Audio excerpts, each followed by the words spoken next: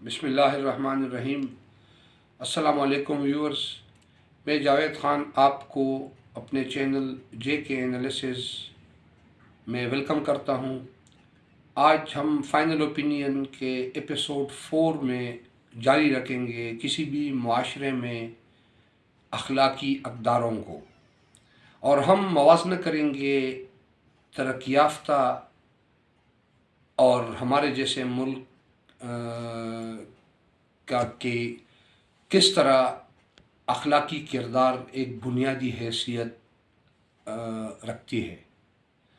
تو ہم اگر موازنہ کریں مغرب کے ساتھ یا ترقی یافتہ اقوام کے ساتھ، تو ان کی جو معاشرہ اور قوم اور ملک آج جس مقام پہ، اونچے مقام پہ اور ترقی کے جو مناظر ان لوگوں نے طے کیے ہیں اور کر رہے ہیں، وہ اعلیٰ اخلاقی اقداروں پر مبنی ہے۔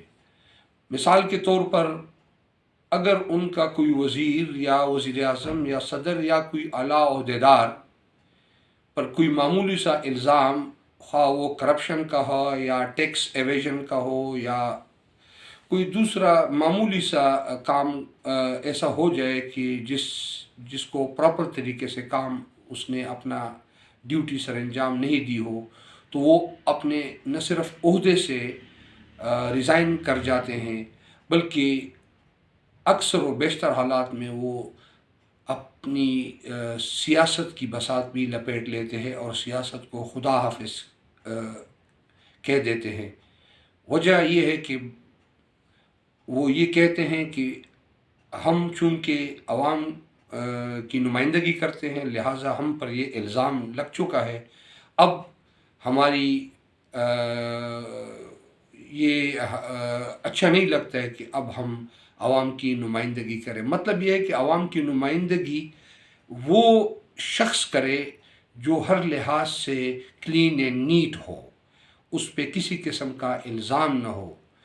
اب اس کا موازنہ اگر آپ ہمارے ہاں کریں تو یہاں تو الزام تو دور کی بات ہے کہ اربوں اور کھربوں کی کرپشن کر لیتے ہیں، ان کی بینکس ٹرانزیکشن موجود ہوتی ہے یہاں پر بھی اور پاکستان میں بھی، بلکہ کافی صورتوں میں تو نوٹوں کے سوٹ کیس اور لانچ وغیرہ پکڑ لیے جاتے ہیں۔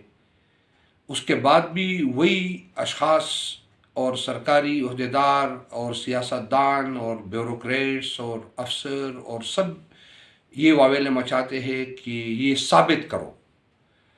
تو مجھے سمجھ میں یہ بات نہیں آتی ہے کہ ثابت کرنا اور کیسے ہوتا ہے۔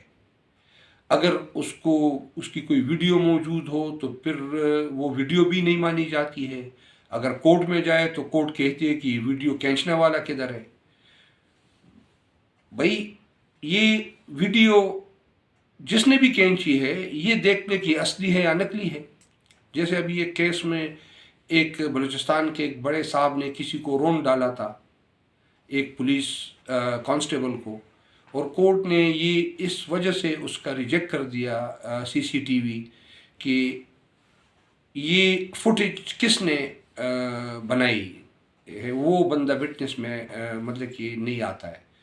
تو صرف سی سی ٹی وی ایکسیپٹیبل نہیں ہے یا موبائل کی فوٹیج بندہ بھی سامنے آ جائے۔ پھر اگر بندہ سامنے آ جائے پھر وہ کہیں گے کہ مطلب کہ کسی بھی صورت میں سزا نہیں دینا ہے بندے کو۔ ایک بندے نے آم کھانے ہیں یا یہ کہنا ہے کہ یہ آم کس درخت پہ پیدا ہوا ہے۔ آپ تصویریں دیکھ لیں، اگر فورنزک کرا لے، اگر وہ تصویریں یا فلم اصلی ہے تو اس پہ تو فوراً سزا دینی چاہیے، اس میں تو کوئی شک ہی نہیں رہتا ہے۔ تو یہاں تو مجھے سمجھ میں نہیں آتی کہ سزا کب اور کس کو ملے گی۔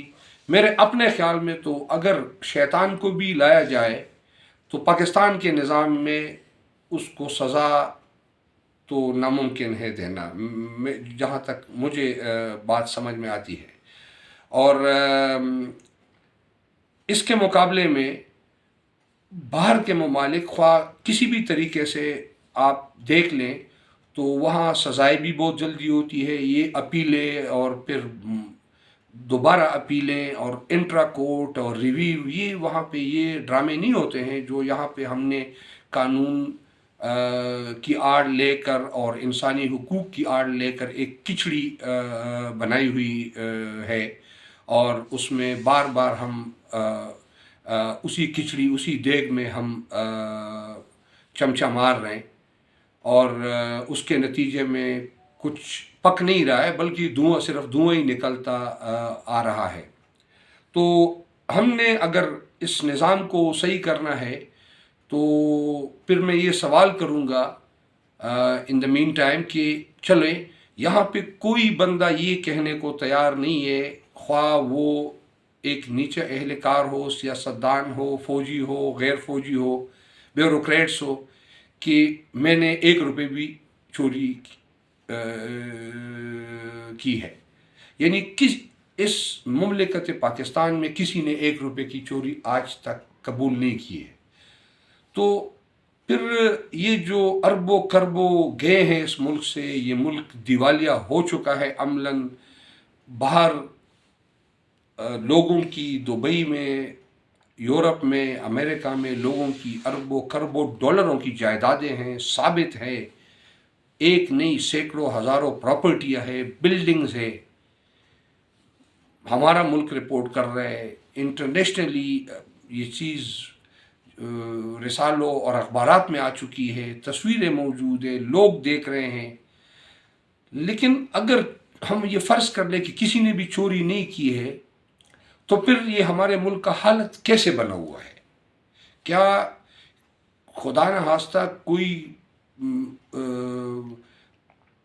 ایسی مخلوق آئی ہے جس نے چوری کی اور وہ کسی اور دنیا میں وہ مخلوق چلی گئی ہے؟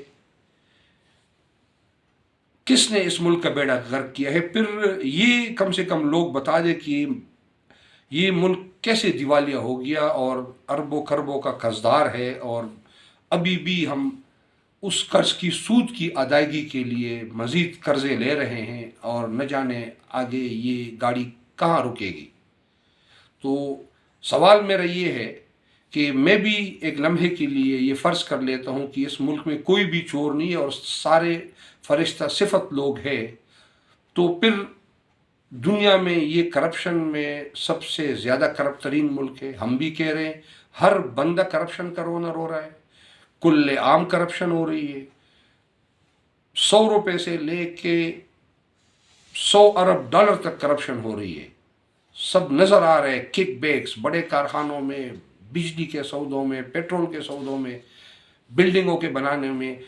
ایک دفتر میں 100 روپے سے لے کے آپ اربوں روپے تک کل عام کرپشن چل رہی ہے۔ اپنے بساط کے مطابق ہر بندہ کرپشن کر رہا ہے، چپڑاسی سے لے کر ہمارے اوپر ایگزیکٹوز تک۔ وہ ایگزیکٹو خواہ پولیٹیکل ایگزیکٹو ہو، ملٹری بیوروکریسی ہو، سویلین بیوروکریسی ہو، جوڈیشل بیوروکریسی ہو، جو جس کو جتنا لوٹ سکتا ہے، ٹیکنوکریٹس ہو، وہ اپنی وکلا ہو، فیس کی آڑ میں۔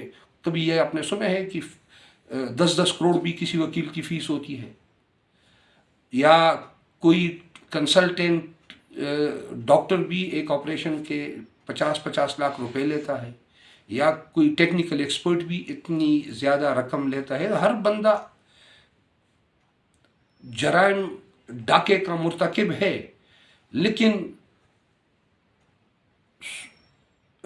سوٹ پہن کر اور نیک ٹائی میں۔ باقی ڈاکو ہم سب ہیں ایز اے ہول، لیکن ہم اپنے آپ کو ڈاکو کہنے کو تیار نہیں ہے۔ ہم سب کہتے ہیں کہ یہ ایک فرشتہ صفت لوگوں کی مخلوق ہے۔ تو پھر کوئی یہ بتا دے کہ اس قوم میں چور کون ہے، اور یہ چوری جو کی گئی ہے یہ کس نے کی ہے۔ انشاءاللہ اپنے اگلے پروگرام تک اجازت دیجیے۔ اللہ حافظ، اپنا خیال رکھیے۔